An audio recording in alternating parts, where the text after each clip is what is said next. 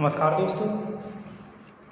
तो basic part second की classes को अपन कंटिन्यू करते हैं जहाँ पे लास्ट लेक्चर में अपन ने छोड़ा था। तो लास्ट लेक्चर में अपन ने 3.1 और 3.2 पढ़ ली थी। 3.2 में एक पीआई निकालने का फॉर्मूला पढ़ा था, जिसमें अगर एफडी का मान डी प्लस एल्फा या डी माइनस एल्फा टाइप का हो तो अपन पीआई कैसे निकालते हैं। उसके आगे अपन कंटिन्यू करते हैं 3.3 को। तो दोस्तों 3.3 में है वो पीआई निकालने का एक स्पेशल तरीका है, उसके बारे में अपन बात करते हैं। तो देखो क्या है, 1/FD e की पावर एक्स। देखो अभी तो फंक्शन ऐसे लिख देते हैं अपन 1/FD इंटू QX लिखते थे, तो QX की जगह कुछ भी आ सकता था, 1/FD इंटू QX लिखते थे, QX की जगह कुछ भी आ सकता था। लेकिन अब की बार QX की जगह अब की बार जो 3.3 जो अपना चैप्टर है, 3.3 जो चैप्टर है उसमें QX की जगह आ गया e की पावर x। QX की जगह कितना आ गया, e की पावर x। तो एक फिक्स फंक्शन हो गया ना, एक्सपोनेंशियल फंक्शन आएगा। तो 1/FD e की पावर x का विशिष्ट समाकल, पर्टिकुलर इंटीग्रल, विशिष्ट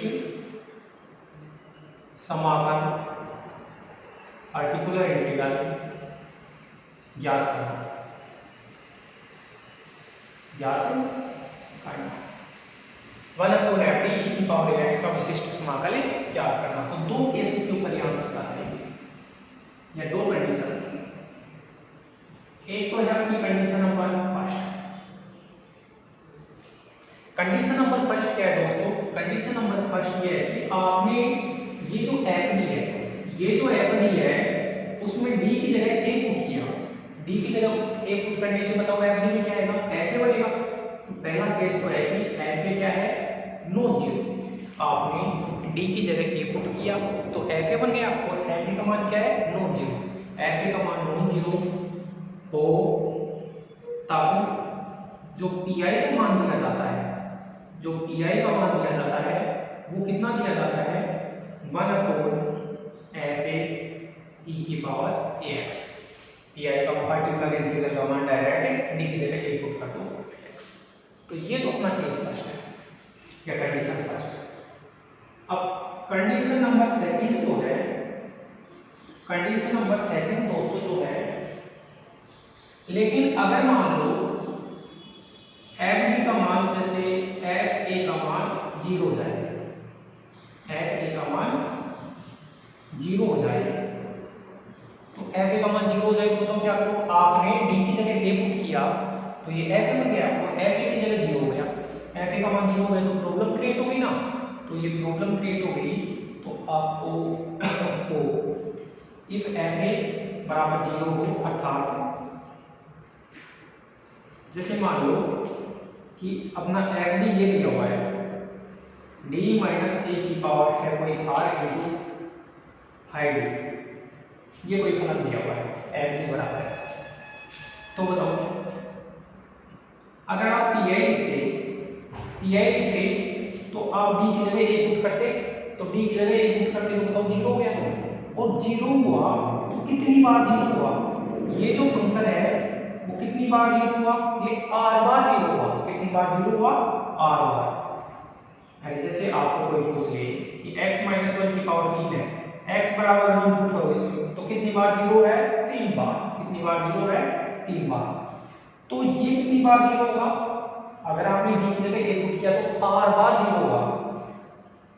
और इस फाई इसमें पुट करेंगे तो ये फाई है, तो ये फाई ये तो है वो नॉन जीरो है, फाई ये तो नॉन जीरो है।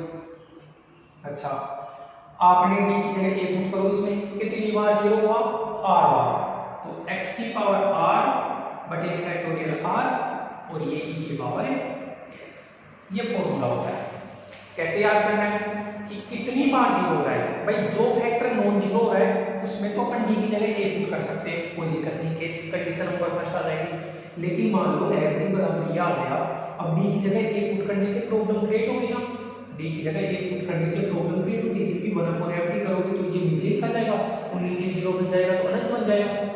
तो फिर आप डी की जगह ए नहीं रख सकते। तो फिर आप ऐसे देखो कि डी की जगह ए रखने से से अपना जो फलन है वो कितनी बार जीरो हो रहा है, कितनी बार जीरो हो रहा है। तो अपन ने देखा कि r टाइम्स जीरो हो रहा है, तो x r टाइम्स जीरो हो रहा है तो x की पावर r बटे फैक्टोरियल r, और ये जैसे e की पावर x लिखते हैं। मान लो 2 टाइम्स जीरो था तो आप लिखते x स्क्वायर बटे फैक्टोरियल 2 e की पावर x, और ये फाई ये क्या है, इनको अपन क्वेश्चन देखेंगे तब अपना आ जाएगा। तो एक बार ये कंडीशन है, इनको उतारो, इनको याद करना है, फिर अपन डायरेक्ट क्या करेंगे, क्वेश्चन के ऊपर चलेंगे। और दोस्तों कि ये जो 1/f e की पावर ax है, यहाँ से क्वेश्चन कॉम्पिटिशन में बहुत ज़्यादा बनता है। क्यों बनता है कि बहुत आसानी से इसको अपन सोल्व कर सकते हैं, इसको 2 या 3 मिनट में इसका पीआई निकाल लेंगे तो बहुत आसान है। तो एक बार इन कंडीशंस को लिखो और इनको याद भी करनी है, ठीक है। तो ये वाली कंडीशन तो ये है कि आपने डी की जगह ए पुट किया तो एफ ए बना, अगर एफ ए नॉन जीरो है तो डायरेक्ट डी की जगह ए पुट कर दो, कोई दिक्कत नहीं है। लेकिन अगर डी की जगह ए पुट करने से एफ ए जीरो बन गया तो जीरो बना तो कितनी बार जीरो बना, मान लो r टाइम्स जीरो बना तो x की पावर r बटे फैक्टोरियल r e की पावर x।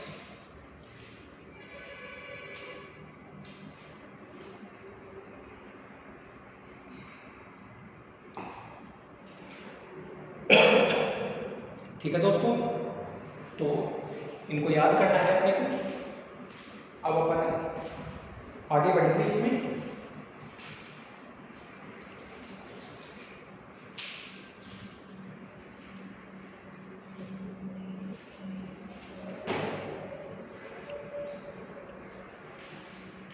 तो कुछ क्वेश्चंस के माध्यम से मैं आपको बताता हूँ,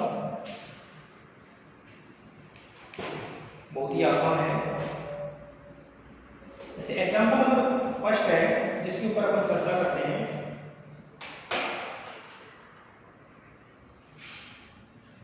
इसको हम हटा देते हैं।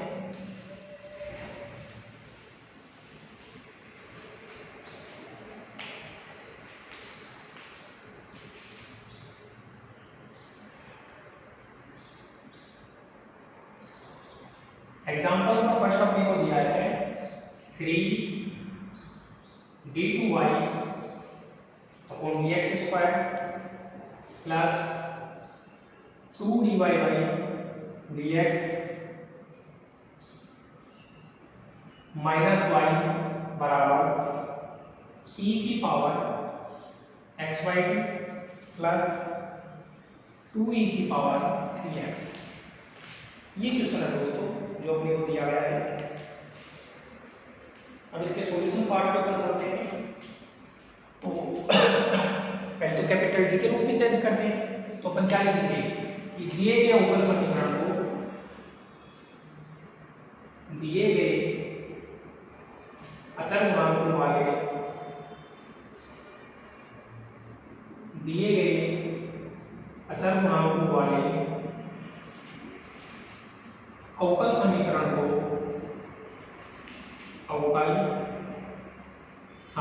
को निम्न प्रकार लिखा जा सकता है। निम्न प्रकार लिखा जा सकता है, लिखा जा सकता है। दिए गए अचर गुणांकों वाले अवकल समीकरण को किस प्रकार लिखा जा सकता है, 3d square plus 2d minus 1 बार y बराबर ये क्या है e की पावर x/2 प्लस 2e की पावर 3x, ये बन गया। अब CF निकालेंगे, CF निकालने के लिए तो इस FD का यूज होता है और जो PI निकालने के लिए इस QX का यूज होता है। ठीक है दोस्तों, तो लिखेंगे सबसे पहले CF निकालना है। CF निकालने के लिए अपने को सहायक समीकरण लिखना पड़ेगा। तो सहायक समीकरण में ये जो FD फंक्शन है, ये जो FD फंक्शन है उसमें D की जगह M रिप्लेस करना होता है। तो लिखेंगे इस समीकरण का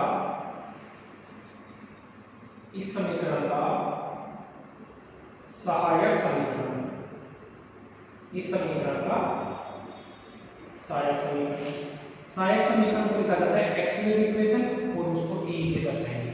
सहायक समीकरण में क्या है, d की जगह m रिप्लेस करो तो 3m स्क्वायर प्लस का 2m माइनस 1 बराबर 0। इसके फैक्टर करने हैं दोस्तों, तो 3m स्क्वायर प्लस का 3m माइनस का m माइनस 1 बराबर 0। और यहाँ से 3m कॉमन ले लिया मैंने तो m प्लस 1 और माइनस 1 कॉमन ले लिया +1 बराबर 0। अब इस चीज को मैं यहाँ लिख दूँ तो ये बना 3m -1 और m+1 बराबर 0। ठीक है, तो बताओ m की दो वैल्यू आएगी और दो वैल्यू क्या क्या आएगी, एक तो m की वैल्यू आएगी वो -1 आएगी, एक तो m की वैल्यू आएगी वो -1 आएगी और एक m की जो वैल्यू आएगी वो आएगी 1/3 आएगी। तो यहाँ से जो m की वैल्यू आई यहाँ से तो 1/3 आई और यहाँ से -1 आई।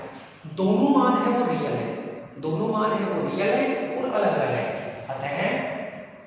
अतः CF जो बनेगा, CF क्या बनेगा, C1 e की पावर m1, m1 की जगह 1/3 मान लो, C1 e की power m1x plus C2 e की पावर -x, ये तो CF बन गया। बात करते हैं दोस्तों पर्टिकुलर इंटीग्रल की। अब बात करते हैं अपन PI की।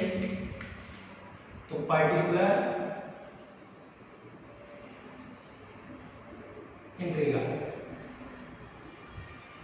पर्टिकुलर इंटीग्रल के लिए मेरे को क्या करना पड़ेगा, पर्टिकुलर इंटीग्रल बराबर क्या होता है 1/fd, 1/fd। तो fd की जगह ये लिख दूं क्या 1/3d² plus 2b -1 1/fd into qx, qx ये qx कितना है e की पावर x/2 प्लस 2e की पावर 3x। ठीक है, अब देखो आप fd को इसके फैक्टर लिखोगे तो आप ऐसे लिख सकते हो ना, इनके फैक्टर 3d - 1 इसके हिसाब से और d+1 इसको फैक्टर्स में जोड़िए, ये बना e की पावर x/2 प्लस 2e की पावर 3x बराबर एक बार तो ये इसके साथ, तो 3d - 1 d+1 e की पावर x/2 प्लस ये क्या है 3d - 1 d+1 2e की पावर 3x। अब दोस्तों यहाँ देखो e की पावर mx, बताओ m का मान कितना है 1/2 है ना, तो 1/2 इसमें रखो तो भी 0 नहीं होगा, इसमें रखो तो भी 0 नहीं होगा, पहली वाली केस बन गया ना, तो रख दो। यहाँ 1/2 रखोगे तो ये बनेगा 3/2 -1 और यहाँ 1/2 रखोगे तो 1/2 + 1 और ये e की पावर x/2 प्लस ये 2 लिख दिया। अब e की पावर mx में m x का पूर्णांक होता है वो m का मान 3 है तो 3 यहाँ भी रखा जा सकता है और यहाँ भी रखा जा सकता है, क्योंकि 0 नहीं मिलेगा, 3 यहाँ रखोगे तो 9 - 1 8 और 3 यहाँ रखोगे तो 7 और ये बना e की पावर 3x।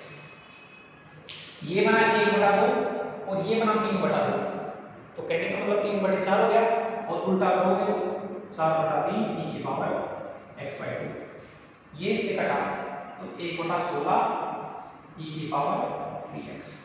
ये क्या है, ये अपना PI। तो दोस्तों ये अपना PI निकल के आ गया और ये अपना था वो CF था। तो आप क्या लिखोगे कि आप लिखोगे कि जनरल सॉल्यूशन लिखोगे y बराबर CF प्लस PI। तो CF के लिए उठा के रख देना और PI यहाँ से उठा के रख देना। इस प्रकार अपन ने ये क्वेश्चन किया है। और अगर इस क्वेश्चन में किसी को भी प्रॉब्लम आती है, तो आप कमेंट बॉक्स में डालना, बहुत आसान है। जैसे e की पावर mx है ना, तो x के गुणा में m है तो डायरेक्ट m पुट कर दो, अगर 0 नहीं हो रहा तो डायरेक्ट m पुट कर दो जो कंडीशन नंबर फर्स्ट पढ़ा था। तो ये जो क्वेश्चन है वो कंडीशन नंबर फर्स्ट का क्वेश्चन था जो मैंने किया है। एक बार इसको उतारो, राइट डाउन करो, फिर अपन आगे बढ़ते हैं।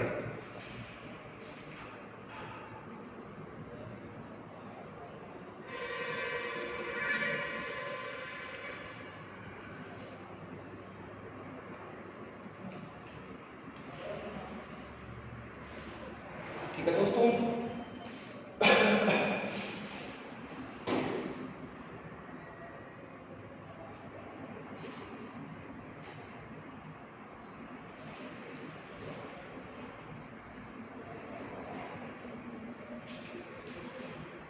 चलो फिर नेक्स्ट एग्जाम्पल 18 और 19।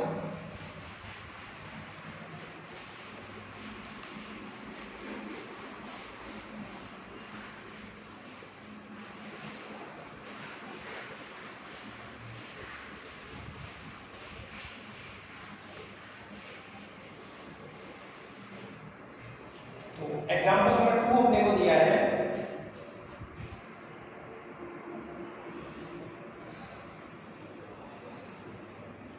d2y upon dx square minus 3 dy by dx plus 2y equal to अपने को दिया है e की पावर x, इक्वल टू अपने को दिया है e की पावर x। इसको सोल्व करना है। तो सबसे पहले तो कैपिटल D के रूप में नहीं दिया गया तो कैपिटल D के रूप में चेंज करेंगे। तो अपन क्या लिखेंगे कि दिए गए अवकल समीकरण को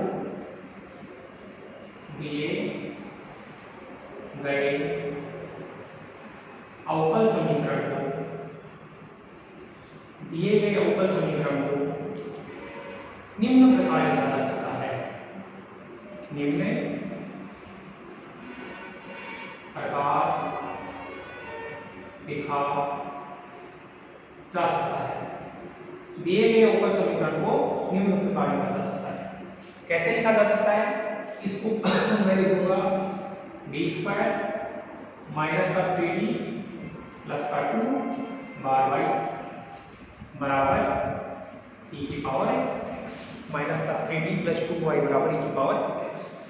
ठीक है दोस्तों, अब देखो अपने को CF भी निकालना है और अपने को PI भी निकालना है। तो ये बना सम फंक्शन ऑफ dy बराबर qx। ऐसे ही तो लिखते हैं, कैसे? सम फंक्शन ऑफ dy बराबर qx। तो इसकी सहायता से CF निकालते हैं, इसकी सहायता से PI निकालते हैं। ठीक है, तो इनको की प्रॉब्लम है, इसको निकाल देता हूं।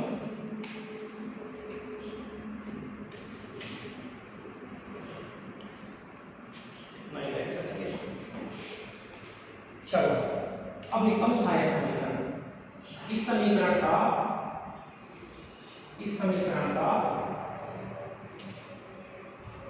सहायक समीकरण, इस समीकरण का सहायक समीकरण।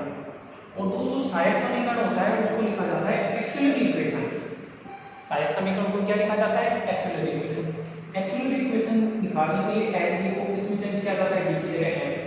तो m स्क्वायर माइनस का 3m प्लस 2 बराबर 0।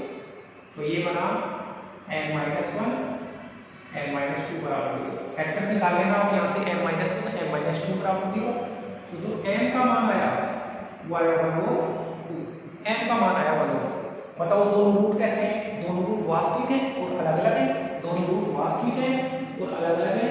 तो जो CF का मान होता है वो हो गया C1 इंटू पहला रूट 1 ले लिया x और C2 e की पावर 2x भाई C1 e की power m1x plus C2 e की पावर m2x। तो ये अपन ने लिखा है इसका CF। ठीक है दोस्तों, अब देखो PI निकालना है। नाउ PI, तो बताओ PI कैसे निकालेंगे? PI का फॉर्मूला होता है 1/FD। F लिखिएगा d स्क्वायर माइनस का 3d plus FD into QX।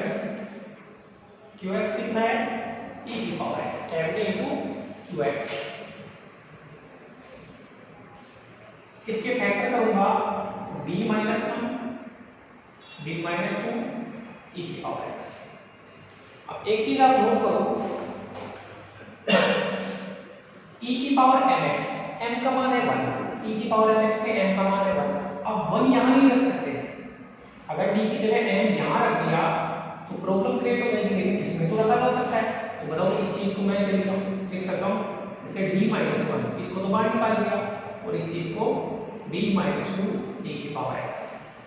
ठीक है, इसके अंदर 1 रख दो, तो 1 रखेंगे तो ये बना 1/d माइनस 1 और यहाँ 1 रखा तो 1 माइनस 2 माइनस 1 है ना, तो माइनस e की पावर x। तो इस माइनस को बाहर निकाल लेता हूँ और ये बना d माइनस 1 e की पावर x। इसके अंदर रख दिया तो 1 माइनस को माइनस और उसको बाहर निकाल दिया, ये बना। अब दोस्तों कैपिटल डी की जगह 1 रखो तो 1 रखने से 0 हो जाएगा, और 0 बनेगा तो कितनी बार 0 बनेगा, कितनी बार 0 बनेगा, एक बार, तो माइनस।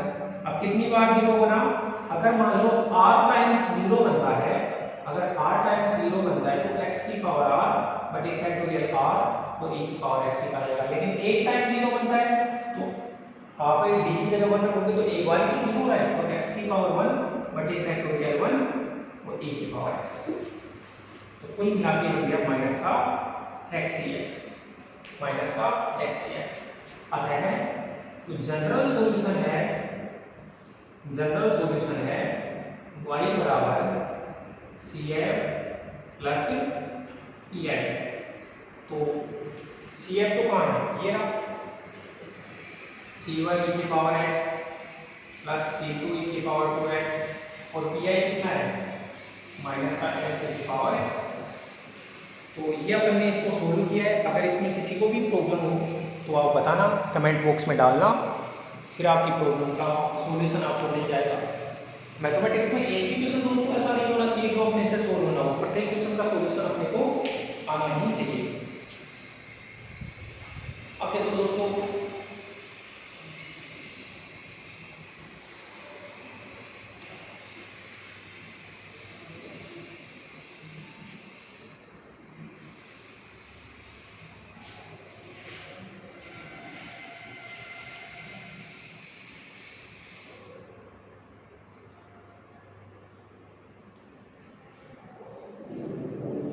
जैसे क्वेश्चन नंबर 11 बताता हूँ मैं, हम सोल्व क्वेश्चन नंबर 11 के उसके ऊपर डिस्कस करते हैं। एक बार इसको राइट डाउन करो, आप स्क्रीनशॉट ले लो या वीडियो को पॉज करके देख लिया करो, जिससे आपको प्रॉब्लम ना आए। फिर मैं इसको हटा देता हूँ।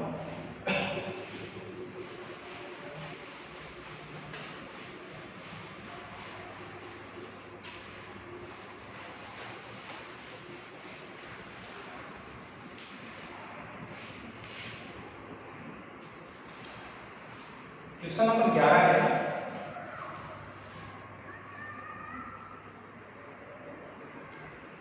क्या है, डी क्यू प्लस 1y बराबर e की पावर x प्लस 1 का होल स्क्वायर, इक्वेशन। इसको सोल्व करना है दोस्तों। अब इसको सोल्व करने के लिए अपन क्या करेंगे, सबसे पहले तो भाई एफ डी इंटू वाई बराबर क्यू एक्स टाइप का है, तो सी एफ भी निकालना पड़ेगा और अपने को पी आई भी निकालना पड़ेगा। तो सॉल्यूशन में चलते हैं। सबसे पहले सहायक समीकरण सी एफ निकाल लीजिए। इस समीकरण का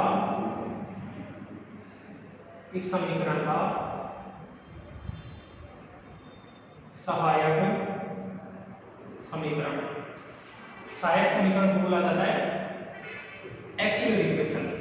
बताओ क्या होगा, एम क्यू प्लस 1 बराबर 0। तो A Q plus B Q आएगा, तो A plus B A square minus A B plus B square बराबर 0। तो एक बार यहाँ से तो m का मान -1 आ गया यहाँ से, और यहाँ से क्या मिलेगा, minus b plus minus b square minus 4ac upon 2a। तो कहने का मतलब m बराबर -1 1 बटा 2 प्लस माइनस √3 आएगा अपॉन। तो दो रूट तो कॉम्प्लेक्स आ गए और एक रूट आ गया अपना रियल, ये दो रूट तो कॉम्प्लेक्स आ गए और एक रूट अपना रियल आया है। तो अब CF लिखना है, तो CF कैसे लिखेंगे, CF बराबर पहले तो रियल रूट के लिए लिख रहे थे, तो रियल रूट के लिए तो CF और m का मान -1 है, तो ये वाला नाम मैं इसको थोड़ा कमेंट करके आता हूँ।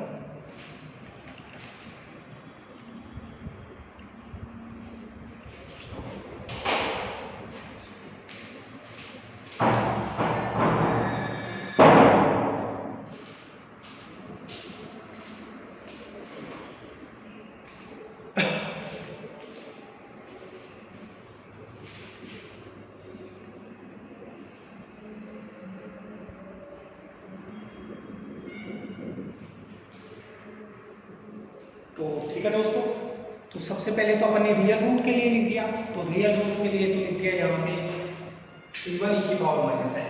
अब ये दोनों रूट है वो कॉम्प्लेक्स है, और कॉम्प्लेक्स रूट हमेशा पेयर में आते हैं।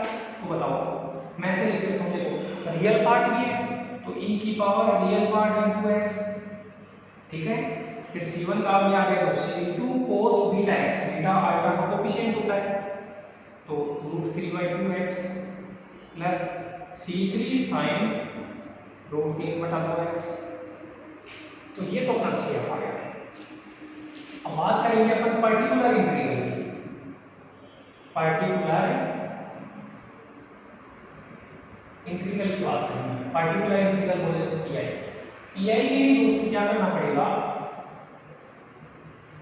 देखो आप यहां से या तो यहां लिख दो इसको d³ + 1 और e की पावर x + 1 का होल स्क्वायर, ये मैंने लिख दिया। इस चीज को d³ + 1, अगर आप इसको बोलोगे a² करोगे तो e की पावर 2x प्लस 2ab करोगे 2e की पावर x + 1, अलग अलग बन गया, अलग अलग भी कर दो, d³ + 1 e की power 2x plus 2/d³ + 1 e की पावर x प्लस 1/d³ + 1, ठीक है दोस्तों। अब बताओ d की जगह e की पावर mx, m का मान 2 है, यहाँ d की जगह 2 रखने से प्रॉब्लम आ रही है क्या, नहीं आ रही, तो रख दो, तो 8 और 1 9, तो 1/9 e की पावर 2x। बताओ d की जगह 1 रखने से प्रॉब्लम आ रही है, नहीं आ रही, अगर 1 रखोगे तो 1 + 1 2 और इस 2 को कैंसिल कर देगा e की पावर x प्लस।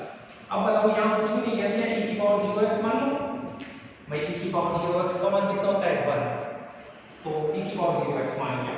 अब m का मान 0 है तो m का मान 0 रखो, कोई प्रॉब्लम नहीं आ रही, तो 0 रखा तो 1/1 और ये बन गया e की पावर 0x, और कहने का मतलब e की पावर 0x बना तो 1।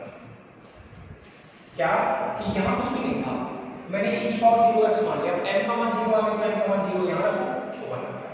तो जो जनरल सॉल्यूशन होगा वो हो जाएगा y बराबर CF प्लस PI। तो आप इस क्वेश्चन को करना, और अगर कोई प्रॉब्लम आई तो कमेंट बॉक्स में डालना। अब अपन अगले क्वेश्चन की तरफ बढ़ते हैं दोस्तों। ये जो अपना क्वेश्चन था, क्वेश्चन नंबर 11 था, जो मैंने आपको समझाया है।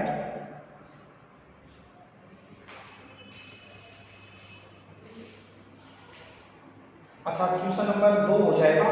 देखो क्वेश्चन नंबर 2 में एक काम करना, क्वेश्चन नंबर 2 जो है उसमें qx की जगह कितना दे रखा है, cos हाइपरबोलिक x, qx की जगह cos हाइपरबोलिक x, और cos हाइपरबोलिक x को लिखा जाता है e की पावर x प्लस e की पावर माइनस x अपॉन 2, ये लिख देना cos हाइपरबोलिक x की जगह, तो ये भी हो जाएगा। ऐसे ही जैसा क्वेश्चन नंबर 2 है वैसा ही क्वेश्चन नंबर 15 और 16 भी है, तो क्वेश्चन नंबर 15 और 16 को देख लेना। sin hyperbolic x, sin hyperbolic x को लिखा जाता है e की पावर x माइनस e की पावर माइनस x अपॉन 2, तो ये sin हाइपरबोलिक x का फॉर्मूला और ये cos हाइपरबोलिक x का फॉर्मूला, इन दोनों को अपनी कॉपी में नोट कर लेना, इस फॉर्मूले को और इस फॉर्मूले को नोट कर लेना, इससे किसी भी क्वेश्चन में आपकी प्रॉब्लम नहीं आएगी।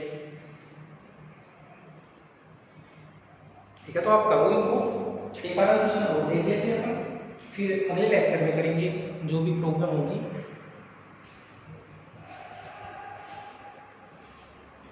जैसे क्वेश्चन नंबर 17 क्वेश्चन है,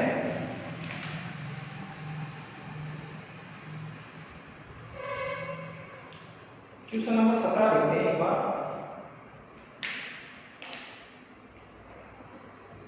तो इसको तो मैं हटा देता हूं,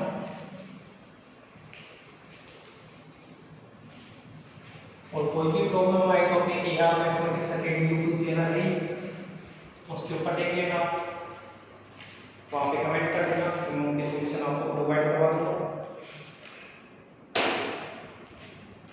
तो क्वेश्चन नंबर जो 17 है,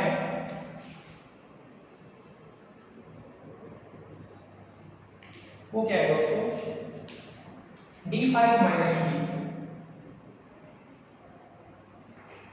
y बराबर। अच्छा, 17 करने से पहले मैं एग्जांपल 3 कर लेता हूँ ताकि कुछ बच्चों को आसानी रहेगी। क्वेश्चन करने के लिए एग्जांपल नंबर 3 बता देता हूँ एक बार। एग्जांपल 3 वो क्या है, d² plus 6d plus 9 into Y बराबर 2e की पावर माइनस का 3x। ये है दोस्तों एग्जांपल नंबर 3 है। तो सबसे पहले तो CF निकालेंगे, CF निकालने के लिए इसको फोकस करेंगे। तो लिखेंगे इस समीकरण का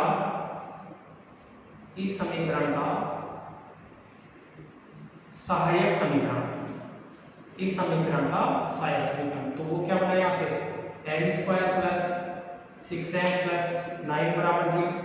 बताओ इसको m प्लस 3 का होल स्क्वायर बराबर 0 लिख सकता हूँ। तो यहाँ से m का जो मान आया हुआ है -3 और -3, तो दोनों मान है वो वास्तव में लेकिन रिपीट कर रहे हैं। तो जो CF बना वो क्या बना C1 प्लस C2x e की पावर mx, m का मान -3x। मान लो 3 बार रिपीट कर जाता तो C1 plus C2x plus C3x²। तो ये तो CF हो गया। बात करते हैं PI की। तो PI के लिए बताओ 1/8 d² plus 6d plus 9 into 2e की पावर -3x। ये बना d -3 का d प्लस 3 का होल स्क्वायर और यहाँ 2 और e की पावर -3x। अब बताओ e की पावर mx, m का मान -3 में यहाँ रख दूं तो ये 0 बन जाएगा। ये 2 है उसको तो बाहर निकाल लो, ठीक है। m का मान -3 यहाँ रखो तो 0 बनेगा। और कितनी बार 0 बनेगा, पावर देखो 2 बार। कितनी बार 0 बनेगा, 2 बार। तो x की पावर 2 बटे फैक्टोरियल 2 और ये e की पावर -3x। ऐसे क्यों, r टाइम्स अगर 0 बनता है तो उसका फॉर्मूला होता है x की पावर r बटे फैक्टोरियल r इनटू e की पावर ax। ठीक है दोस्तों, तो अपना कितने टाइम्स 0 बना यहाँ पे, m की जगह d की जगह -3 रखने से 2 बार 0 बना। और 2 बार 0 अगर ये बना, 2 बार 0 बना तो यहाँ से x की पावर 2 बटे फैक्टोरियल 2 और e की पावर -3x। और बताओ 2 से 2 कट जाएगा तो x² e की पावर -3x। ये अपना क्या आ गया, ये अपना आ गया पर्टिकुलर इंटीग्रल। अब जनरल सॉल्यूशन आप लिखोगे, जनरल सॉल्यूशन होता है y बराबर CF प्लस PI। तो आप CF लेगा, PI लेगा, तो आप y बराबर CF प्लस PI लगा के इसका जनरल सॉल्यूशन भी लिख सकते हैं। और अगर इसमें कोई प्रॉब्लम आए तो फिर बताना। अब हम आपको क्वेश्चन नंबर 11 बता रहा था, तो एक बार उसके ऊपर पे चर्चा कर लेते हैं। तो इसको हटा देता हूं मैं।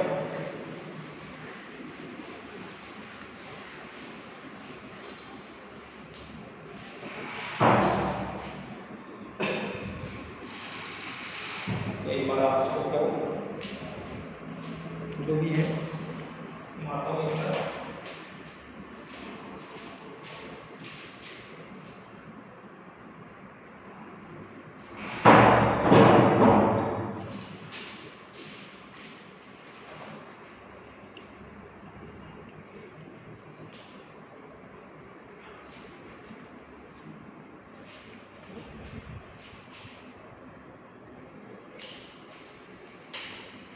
ठीक है दोस्तों, क्वेश्चन नंबर 17 था ये।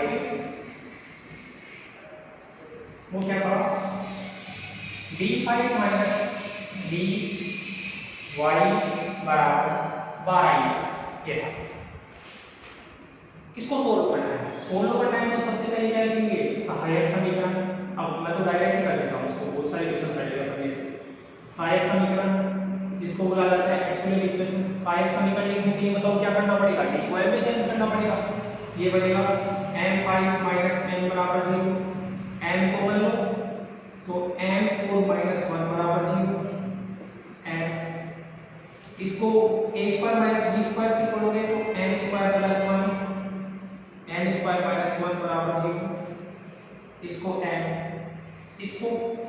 प्लस 1 को लिख सकते हैं m प्लस आएगा n माइनस आएगा। m² माइनस 1 को लिख सकते हैं m प्लस 1 और n माइनस 1 बराबर 0। तो कहने का मतलब m का मान आया एक बार तो 0, यहाँ से आया आएगा, यहाँ से आया माइनस आएगा, यहाँ से आया -1 और 1। कितने मान आ गए? 5 मान आ गए। n के 5 मान आ गए। तो n के 5 मान आ गए। जो CI लिखेंगे वो क्या लिखेंगे?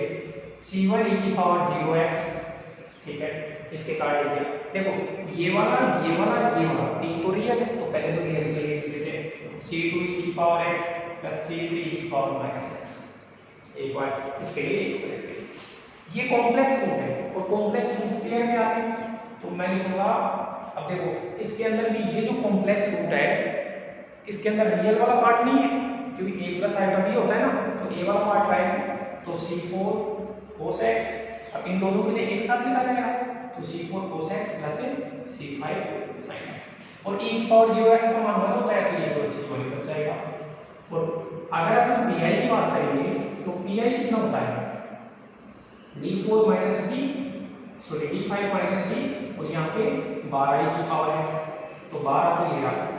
इस चीज को मैं ऐसे लिख दूँ d स्क्वायर प्लस 1 और d स्क्वायर माइनस 1 e की पावर x, यहाँ 12 ये d स्क्वायर प्लस 1। अब इसके अंदर भी देखो d प्लस 1 और d माइनस 1 और ये e की पावर x। अब देखो e की पावर mx, m का मान 1 है, m का मान 1 यहाँ नहीं रख सकता, इस वाले वेक्टर में नहीं रख सकता और प्रत्येक वेक्टर में रख सकता हूँ, क्योंकि ये 0 नहीं बनेगी। तो देखो एक बार 12 d की जगह, यहाँ d की जगह m रखो, e की पावर mx में m का मान 1 है, तो यहाँ मान रखा कोई दिक्कत नहीं है।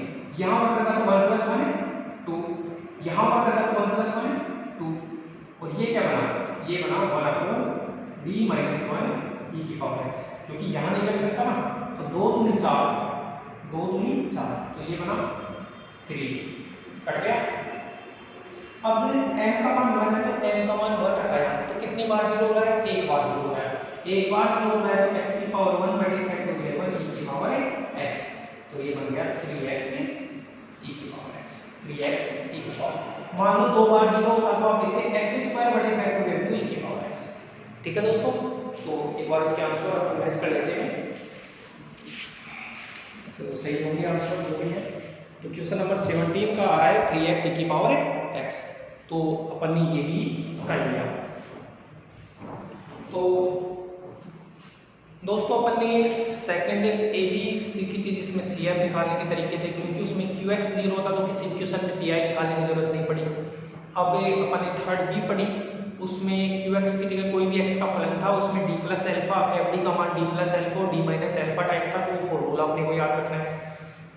और अपन ने इसके अलावा थर्ड जो C पढ़ी, थर्ड C में जो QX का मान है वो e की पावर ax तरीके से। अब e की पावर ax के अंदर भी दो कंडीशन पड़ी थी कि आप d की जगह a रख दो, तो अगर फंक्शन 0 हो जाए तो अलग तरीके से करेंगे, अगर फंक्शन 0 नहीं हुआ, मान लो d की जगह a रखा आपने, तो fa बन गया। अगर वो 0 नहीं है तो सीधा ही पुट कर दो। और अगर 0 हो रहा है तो आप देखो कितनी बार 0 हो रहा है। अगर 0 हो रहा है तो आपको देखना है कितनी बार 0 हो रहा है। मान लो r टाइम्स 0 हो रहा है, कितने टाइम्स? r टाइम्स 0 हो रहा है, तो आपको लिखना पड़ेगा x की पावर r बटे फैक्टोरियल r, x की पावर r बटे फैक्टोरियल r आपको लिखना पड़ेगा, फिर अपन आगे चल लेंगे। तो अब मेरी तरफ से देखो 3.1, 3.2, 3.3 ये मेरी तरफ से कंप्लीट हो गई है। अगर 3.1, 3.2, 3.3 के किसी भी क्वेश्चन में आपको प्रॉब्लम है तो आप AR mathematics academy YouTube channel के ऊपर जाके मेरे को बता दोगे, या मेरे पर्सनल जो व्हाट्सएप नंबर आपके पास होंगे उनके ऊपर जाके बोल दोगे कि सर हमारी को इस क्वेश्चन में ये प्रॉब्लम है, तो मैं उसका सॉल्यूशन बना के आपको डाल दूंगा। ठीक है दोस्तों, तो आप इनको करना, आप जो AR मैथमेटिक्स अकेडमी वाला यूट्यूब चैनल है उसको लाइक करो, शेयर करो, सब्सक्राइब करो। श्याम कॉलेज का जो चैनल है उसको भी लाइक, शेयर और सब्सक्राइब करो ज़्यादा से ज़्यादा, और अपने दोस्तों को भी बताओ ताकि वो भी इस कोरोना महामारी के अंदर फ़ायदा उठा सके। ऑनलाइन जो यूट्यूब में निःशुल्क आपको सेवाएं दी जा रही हैं, इसका फ़ायदा उठा सके। श्याम कॉलेज के अलावा भी और भी कॉलेजों के जो स्टूडेंट हैं वो भी इनका फ़ायदा उठाए, जब तक कि आपकी कॉलेजेज वगैरह ओपन नहीं हो पाती। और कॉलेज लगभग आपकी UGC की गाइडलाइन आ चुकी है, उसके अनुसार अपनी कॉलेज है वो नवंबर महीने में चालू होगी। तो अपने पास अभी सितंबर महीने के भी 4-5 दिन बचे हुए हैं और अक्टूबर महीना भी पूरा बचा हुआ है, तो उसमें अपन और भी करने की कोशिश करेंगे। तो अपन 3.1, 3.2, 3.3 को करो। देखो मेरी तरफ से ये कंप्लीट हो गई है, और इसके अंदर अगर आपको कोई भी प्रॉब्लम आती है, अगर इसमें आपको कोई प्रॉब्लम आती है तो आप कमेंट बॉक्स में डालना, फिर मैं उस क्वेश्चन का आपको सॉल्यूशन प्रोवाइड करवा दूंगा। ठीक है दोस्तों, धन्यवाद।